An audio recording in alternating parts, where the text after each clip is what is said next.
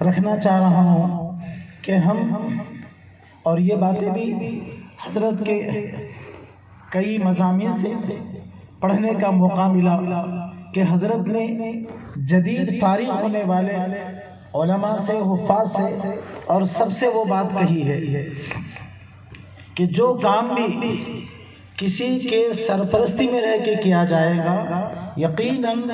وہ کام بہت مفید ہوگا اور بہت سے نقصانات سے کام کرنے والا بچ جائے گا۔ تو جس کے کام کی ابتدا اچھی ہوتی ہے تو یقیناً اس کے کام کی پھر انتہا بھی اچھی ہوتی ہے۔ تو میں نے جو چیزیں محسوس کی کہ جب تک اصلاحی تعلق ہمارا کسی سے نہ ہو، مجھ کو اپنے حد تک کہنے کا حق ہے تو میں اپنے حد تک ہی کہہ رہا ہوں، ہر شخص اپنے لیے اس کو فٹ نہ کرے گا، لیکن میں نے محسوس کیا کہ جب تک ہمارا دینی شعبے میں خصوصاً کسی سے اپنا اصلاحی تعلق نہ ہو تو پھر کام میں جان نہیں آتی، کام میں رونق نہیں آتی، اور اپنی کمیوں کا اور اپنی خامیوں کا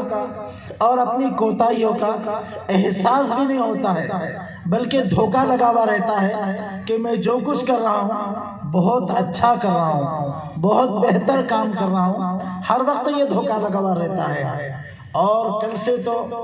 بہرحال میں اپنی تعریفیں سنتے سنتے بہت تھک گیا ہوں، لیکن بہت غور کر رہا تھا کہ یہ تعریف کرنے والے دراصل اپنی تعریف کر رہے ہیں، میری تعریف نہیں کر رہے ہیں، وہ اپنے اعلیٰ اخلاق کا اظہار کر رہے ہیں۔ تو کام کرتے کرتے جو بات سمجھ میں آئی کہ وہ ہمارے کاموں کو تقویت پہنچانے والی ہے، ہمارے کاموں میں نورانی پیدا کرنے والی ہے اور ہمارے کاموں میں حقیقی روشنی پیدا کرنے والی ہے، وہ یہ ہے کہ ہم اپنا کام اور اپنے کام کی ابتدا اپنے بڑوں کے سرپرستی میں کریں، اور وہ سرپرستی رسمی نہ ہو، کاغذی نہ ہو، بلکہ حقیقی سرپرستی ہو، تو انشاءاللہ العزیز ہم کو اپنے کام کے اوپر پچھتاوا نہیں ہوگا، اپنے کام کے اوپر ندامت نہیں ہوگی، اپنے کام کے اوپر شرمندگی نہیں ہوگی۔ ایک بہت مدت تک، بلکہ ابھی بھی ایسے لوگ ہیں لیکن ایسی تعداد دن بدن گھٹتے جا رہی ہے کہ انہوں نے اپنے کام کی ابتدا بڑوں کے مشورے کے بغیر نہیں کی، اور کوئی بھی الجھن آتی تو بڑوں کے مشورے کے بغیر وہ کام نہیں کرتے تھے۔ حضرت مولانا تقی عثمانی صاحب دامت برکاتہم کے بارے میں نے پڑھا اور سنا بھی ہے کہ جب حضرت فارغ ہو کر آئے تو ان کے والد ماجد رحمۃ اللہ علیہ نے حضرت سے یہ کہا کہ تم سب کچھ بن کے آئے ہو لیکن کوئی مسئلہ بتانا ہے تو مجھے پوچھے بغیر مسئلہ نہیں بتانا، اور اس کا انہوں نے لحاظ بھی کیا اور اس کا انہوں نے خیال بھی کیا کہ اپنے والد ماجد کے پوچھے بغیر کسی مسئلے کا جواب نہیں دیتے تھے۔ ہمارے بڑوں کو اپنے چھوٹوں کی بہت زیادہ فکر تھی، تو بہت اہتمام سے غضب کی صلاحیتیں ہونے کے باوجود اور اچھی طریقے سے واقف ہونے کے باوجود یہ ہدایت کرتے تھے کہ تم اپنی ذات سے کوئی جملہ نہیں بولنا، ہم سے مشورہ کرنا۔ تو میرے بھائیوں، میں تمام طلبہ سے اور تمام فارغین سے جو حافظ بھی بنے ہیں، عالم بھی بنے ہیں، ماشاءاللہ بہت زیادہ لائق اور فائق بھی بنے ہیں اور بہت زیادہ اچھی طریقے سے بولتے بھی ہیں اور اللہ نے بڑی بڑی صلاحیتیں عطا فرمائی ہیں، سب سے گزارش کرتا ہوں، بلکہ بہتر سمجھتا ہوں کہ اپنے کام کو نقصان سے بچانا ہے اور خود کو نقصان سے بچانا ہے تو اپنا ہاتھ کسی کے ہاتھ میں رکھ دے اور ان کے مشورے کے بغیر کوئی کام نہ کرے،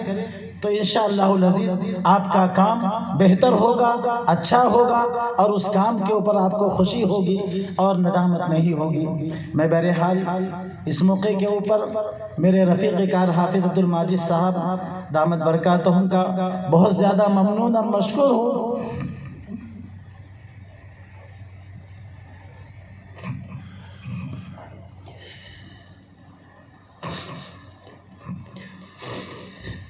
بلکہ میں تو یہ سمجھتا ہوں کہ یہ ساری رونق حضرت ہردوئی رحمۃ اللہ علیہ سے فیض منتقل ہوئی اور وہاں سے یہاں منتقل ہوئی۔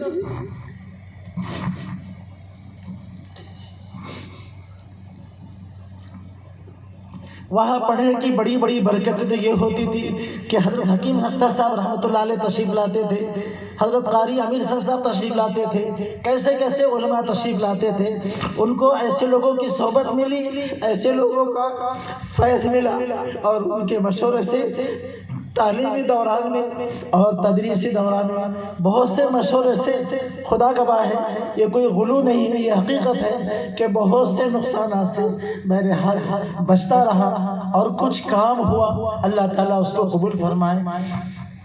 آخری بات اور پہلی بات تو وہی ہے کہ ہم اپنے کام کو کرنے سے پہلے کسی نہ کسی کی سرپرستی انشاءاللہ اختیار کریں گے۔ مجھ کو اس کا خود تجربہ ہوا کہ بغیر سرپرستی کے جو کام کیے گئے اس کے نقصانات بھی میرے سامنے ہیں، اور جو سرپرستی کے ساتھ کام کیے ہیں اس کے کچھ ٹوٹے پھوٹے نفع بھی میرے سامنے ہیں۔ اس لیے یہ عاجزانہ گزارش ہے کہ ہم اپنا رابطہ اپنے بڑوں سے رکھیں، استادوں سے رکھیں۔ اور دوسرے حافظ وسیم صاحب اور ان کے رفقا نے میرے لیے ایک بہت بڑا موقع فراہم فرمایا کہ آپ لوگوں کو جمع فرمایا۔ گھر کے آخر تک مجھ کو شرح صدر نہیں ہو رہا تھا، لیکن بہت اصرار رہا، بار بار اصرار رہا، پھر حافظ عبد الماجد صاحب کا اصرار رہا، تو میں اس پروگرام کے لیے تیار ہوا۔ لیکن بعد میں بات سمجھ میں آئی کہ میرے اوپر بہت بڑا احسان ہوا کہ آپ لوگوں کو جمع کیا۔ میری آپ سے کم ملاقات ہوتی، میں آپ سے کم ملتا، آپ کب آتے۔ اس موقع کے اوپر بہرحال اپنی صفائی اور معاملات کی صفائی کرتے ہوئے دوران